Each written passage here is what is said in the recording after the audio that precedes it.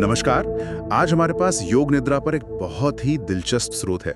योग निद्रा, गहन विश्राम और जागरूकता।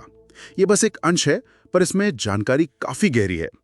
आज हम इसी की तह तक जाएंगे, समझने की कोशिश करेंगे कि आखिर ये अभ्यास कैसे काम करता है, कैसे ये हमें गहरी नींद जैसी हालत में भी जगाए रख सकता है। हाँ, बिल्कुल। तो चलिए शुरू करते हैं। योग निद्रा, जिसे कई बार लोग योग वाली नींद या फिर मानसिक नींद भी कह देते हैं, ये असल में जागने और सोने के बिल्कुल बीच की एक बहुत ही शक्तिशाली चेतना की अवस्था है। सही कहा। और ये आमतौर पर किसी गाइडेड मेडिटेशन से, मतलब किसी की आवाज के निर्देशों को फॉलो करते हुए हासिल होती है। मजे की बात यह है कि शरीर एकदम गहरे आराम में होता है, पर मन बिल्कुल जागा हुआ, सजग रहता है। हाँ, और ये जो पारंपरिक ध्यान होता है ना, उससे काफी अलग है। देखिए, सामान्य ध्यान में हम क्या करते हैं, किसी एक चीज पर ध्यान लगाते हैं, जैसे अपनी सांस पर या किसी बिंदु पर। पर योग निद्रा में ऐसा नहीं है। इसमें हम अपनी जागरूकता को, मतलब अपने ध्यान को एक सिस्टमैटिक तरीके से शरीर के अलग अलग हिस्सों से गुजारते हैं। फिर सांसों पर ध्यान देते हैं, फिर जो महसूस हो रहा है, संवेदनाएं, भावनाएं, उन सब पर। अच्छा। और करने का तरीका भी बहुत सरल है। ज्यादातर लोग इसे शवासन में करते हैं, मतलब पीठ के बल आराम से लेटकर। बस लेटना है और जो निर्देश मिल रहे हैं उन्हें सुनते जाना है। लक्ष्य ये रहता है कि शरीर बिल्कुल ढीला छोड़ दें, एकदम रिलैक्स्ड, लेकिन मन भटके नहीं, मन अलर्ट रहे, जो हो रहा है उसे जानता रहे। और ये शरीर पर कैसे काम करता है? आपने कहा सिस्टम। हाँ, ये सीधे हमारे पैरासिम्पैथेटिक नर्वस सिस्टम पर असर डालता है, उसे एक्टिवेट करता है। पैरासिम्पैथेटिक नर्वस सिस्टम, ये क्या होता है? थोड़ा आसान शब्दों में समझाएंगे? बिल्कुल। सोचिए, हमारे शरीर में दो मोड हैं। एक है फाइट और फ्लाइट मोड, मतलब जब हम तनाव में होते हैं, तैयार रहते हैं लड़ने या भागने के लिए। हाँ, स्ट्रेस वाला मोड। एग्जैक्टली। और दूसरा है रेस्ट एंड डाइजेस्ट मोड, मतलब आराम और पाचन वाला।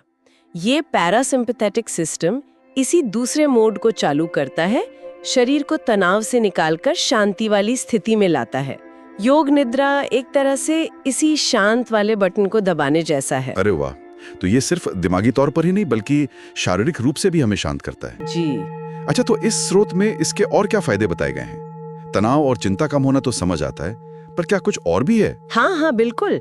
तनाव और चिंता में कमी तो सबसे आम फायदा है ही, लेकिन स्रोत ये भी कहता है कि ये PTSD यानी पोस्ट ट्रॉमेटिक स्ट्रेस डिसऑर्डर में भी काफी असरदार है। PTSD किसी बड़े सदमे के बाद जो होता है, उसमें भी? जी हाँ। स्रोत इस ओर इशारा करता है कि शायद ऐसा इसलिए होता है क्योंकि योग निद्रा हमें उन दर्दनाक यादों या अनुभवों को बिना सीधे उनसे भिड़े एक सुरक्षित तरीके से प्रोसेस करने का मौका देती है।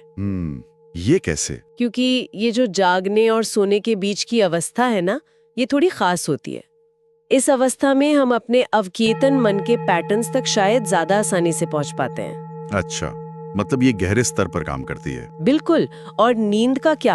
आजकल नींद की समस्या तो बहुत आम है। हाँ, उसके लिए भी ये बहुत फायदेमंद है। जो लोग अनिद्रा से परेशान हैं या जिनकी नींद बार बार टूटती है, उनके लिए योग निद्रा मददगार हो सकती है। क्योंकि जब शरीर और मन इतने गहरे आराम में जाते हैं, तो नींद का पैटर्न सुधर सकता है। और सोचने समझने की क्षमता पर, जैसे फोकस वगैरह, हाँ, उस पर भी असर पड़ता है।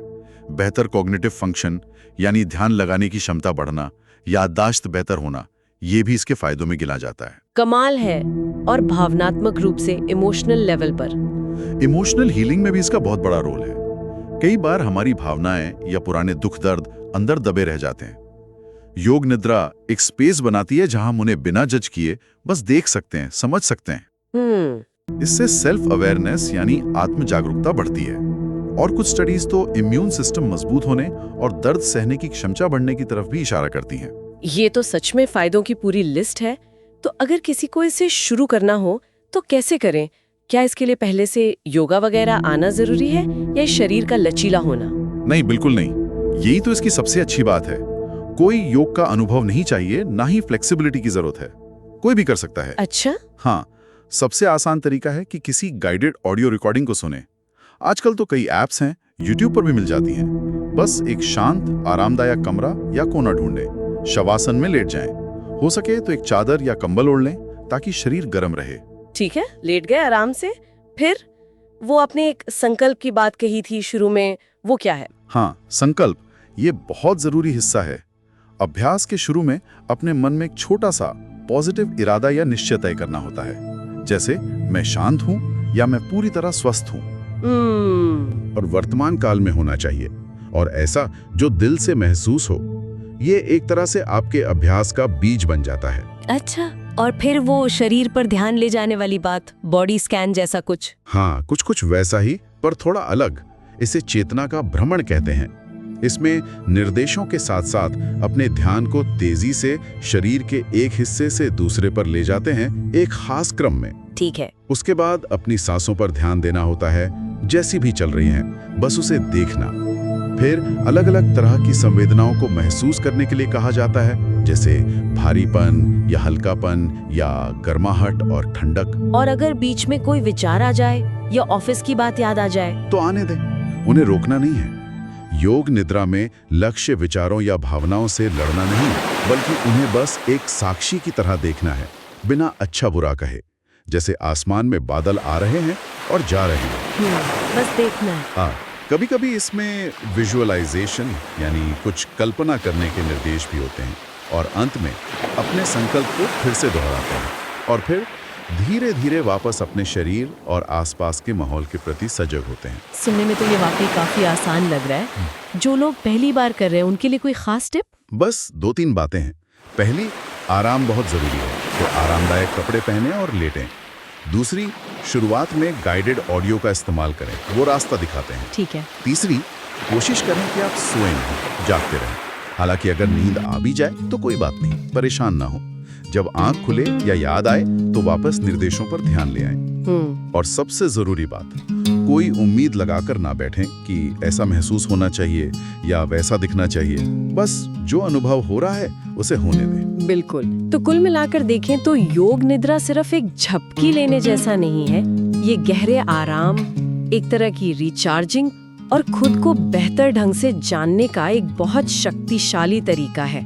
और सबसे अच्छी बात, ये सबके लिए उपलब्ध है। हाँ, एकदम सही।